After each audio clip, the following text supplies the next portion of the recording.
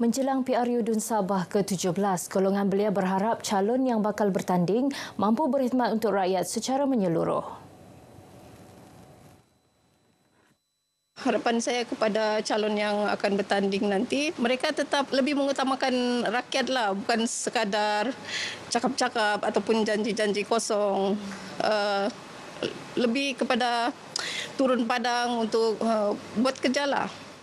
Harap jadi yang lebih baik dari yang sebelum ni lah. Macam masalah-masalah dapat diselesaikan dengan secepatnya lah. Boleh diselesaikan. Seramai 1,784,843 pengundi layak menunaikan tanggungjawab masing-masing pada PRU Dun Sabah ke-17. Daripada jumlah itu, 662,000 pengundi baharu. Program modernisasi estet padi MAP di bawah seliaan Pertubuhan Peladang kawasan PPK Pitas berjaya meningkatkan hasil padi daripada 3 tan metrik kepada 6 tan metrik sehektar semusim. Kejayaan ini membuktikan keberkesanan pendekatan moden berasaskan pengurusan ladang bersepadu, penggunaan teknologi serta kerjasama kerajaan dan peladang. Saya rasa gembira sebab saya lihat tanaman secara beramai-ramai ini, satu berskala besar ini nampak mendatangkan hasil. Daripada 3 tan boleh naik kepada 6 tan dan peningkatan akan terus boleh berlaku. Saya melihat pokok-pokok padi tadi subur. Beliau berharap kejayaan MAP di Pitas ini dapat dijadikan model rujukan nasional untuk memacu pertanian moden, mampan dan berimpak tinggi di seluruh negara. Beliau berkata demikian ketika meninjau projek MAP di Pitas. Turut disampaikan bantuan pertanian dan sumbangan asnaf peladang berjumlah RM20,000 kepada 100 peladang PPK Pitas. Tentulah kami sangat gembira, khususnya apabila Menteri datang bukan dengan tangan kosong tapi telah membawa oleh-oleh, iaitu 2 buah jentera pembajak yang sangat diidam-idamkan oleh pesawah-pesawah dan juga ada beberapa mesin lagi, termasuklah mesin jentuai yang tentu ini akan merancangkan lagi usaha dan akan meningkatkan lagi pendapatan peladang. Mengenai permintaan pesawah Kampung Sinasak Batu Pitas untuk melaksana program MAP fasa 2 tahun depan, Datuk Seri Muhammad Sabu berkata pihak kementerian akan memberi pertimbangan sewajarnya. Beliau menyarankan Pertubuhan Peladang Kawasan mengemukakan permohonan kepada Lembaga Pertubuhan Peladang untuk disemak kementeriannya. Cadangan pelaksanaan MAP Fasa 2 2026 melibatkan sawah padi terbiar seluas 42 hektar dengan peruntukan RM300,000. Projek jangka panjang itu turut merangkumi fasa ketiga bagi tempoh 2027 hingga 2030. Ia melibatkan kawasan 500 hektar di beberapa kampung dengan anggaran kos RM15 juta dengan penyertaan 200 pesawah. Pusat Penjajah Moden Kundasang bernilai RM2.27 juta dijangka siap Jun tahun depan. Projek di bawah Kementerian Pembangunan Usahawan dan Koperasi KUSKOP melalui UDA Holdings Berhad dengan kerjasama Majlis Daerah Ranau itu akan dibangunkan di tapak seluas 0.61 hektar. Menterinya Datuk Iwan Benedik berkata pusat penjajah ini akan dilengkapi dengan pelbagai kemudahan moden termasuk gerai jualan, tandas awam, medan selera, stor dan surau. Sekaligus memberi keselesaan kepada 90 usahawan tempatan dan pengunjung.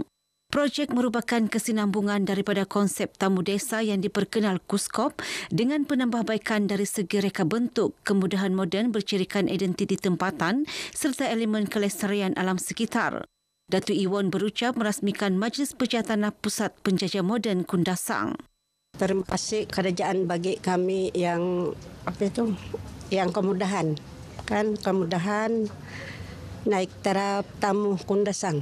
Mudah-mudahan kami panjang meniaga, murah rezeki, lebih selesa, lebih sudah 70 tahun meniaga di sini. Kalau kuat angin, ya kadang-kadang ada yang tidak selesa kah? Kadang-kadang ada yang rusak sayur. Macam gembira juga lah kasih naik taraf. Harap meningkat lah. Tapi yang nomor 1 kami ada tandas, ada parking. Kami yang selesai itu yang kami harap lah. Habis kami berpindah-pindah sudah. Kami di atas dulu, kami di sini karena pindah lagi. Saya terima kasih dengan kerajaan ada bantuan yang begini. Semua yang peniaga macam kami lah. Majlis turut menyaksikan penyampaian skim mikro air penjajah dan peniaga kecil MPPK 2.0 kepada 5 usahawan tempatan bagi membantu aspek pembiayaan dan pendigitalan perniagaan. Golongan akademik perlu memainkan peranan aktif dalam membantu kerajaan menjelaskan isu tuntutan 40% hasil Sabah. Penjelasan perlu dibuat secara profesional dan berasaskan fakta bagi mengelak kekeliruan serta salah faham dalam kalangan rakyat. Kita tidak mahu isu ini akan menyebabkan akan semakin melebar dari sudut kepahaman satu, dari sudut hubungan satu. Ini penting sebab kita tidak mahu isu-isu yang timbul ini akan merenggangkan hubungan antara negeri dan juga persekutuan. Datuk Mustafa turut memuji Jawatankuasa Teknikal Majlis Tindakan Pelaksanaan Perjanjian Malaysia 1963 yang disifatkan terbaik di bawah pimpinan Kerajaan Madani. Sebuah tapak perkuburan umat Islam baru seluas 8.3 hektar dibuka kira-kira 20 km dari Pekan Telupit. Pembukaan tapak itu akan memudahkan urusan pengebumian tanpa perlu menanggung kos tinggi mencari tanah baharu. Tanah ini telah diwakaf atau diwartakan atas nama Tanah Perkuburan Islam Daerah Telupit. Ini bermakna dia dibawa pentadbiran Jains daerah untuk seluruh masyarakat beragama Islam di daerah Telupit. Penduduk yang ditemui menzahirkan rasa syukur atas usaha tersebut yang akhirnya merealisasikan impian masyarakat Islam di Telupit. Tanah tersebut ini juga telah dipohon oleh pihak Jains atas nama MUIS dan mudah-mudahan dengan adanya jalan baru yang dibina ini kita boleh tempatkan jenazah sebarang pengkebumian jenazah pada bila-bila masa. Syukur Alhamdulillah pada hari ini Tanah Perkuburan Islam daerah Telupit sudah diluluskan. Akhirnya impian masyarakat daerah Telupit pada hari ini sudah ditunaikan. Jambatan baru Sungai Padas kini boleh dilalui sepenuhnya. Dibina dengan kos RM30.86 juta, projek dibiayai Kerajaan Persekutuan di bawah Kementerian Kerja Raya dalam rancangan RMK12. Tahniah juga kepada pihak kontraktor karena akhirnya telah menyiapkan jambatan ini dengan sempurna. Jabatan ini adalah satu jabatan yang ditunggu-tunggu sekian lama. Memberikan satu lagi kelebihan kepada suntikan ekonomi di kawasan di Dun Melalap dan juga Dun Kamabong, di mana sebelum ni kalau kita lihat jambatan lama ini dia mempunyai minimum. Kerajaan senantiasa mendengar keluhan rakyat dan saya bagi pihak kampung di kawasan Kumabong ini mengucapkan berbanyak-banyak terima kasih. Jambatan yang baru ini dapat membantu pihak petani-petani daripada Kamabong dan juga dapat mengeluarkan hasil mereka, boleh memindahkan lagi perjalanan di antara Kamabong dan juga di kawasan Melalap. Persatuan Kebajikan Islam Sabah Perkis sandakan komited membantu golongan memerlukan tanpa mengira kaum dan agama. Program Turun Padang kini giat dilaksana bagi menghulurkan bantuan secara terus kepada masyarakat setempat.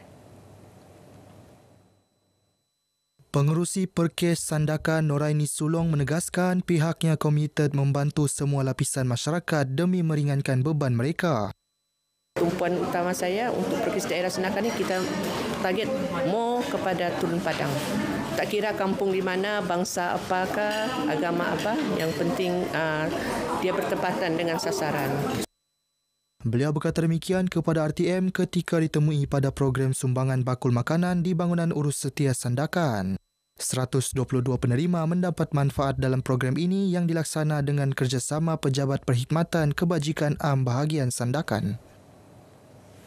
Baik, sekian paparan Berita Pagi Sabah kali ini. Menyusul selepas ini Berita Pagi Sarawak bersama Bumawain. Malaysia Madani, rakyat disantuni.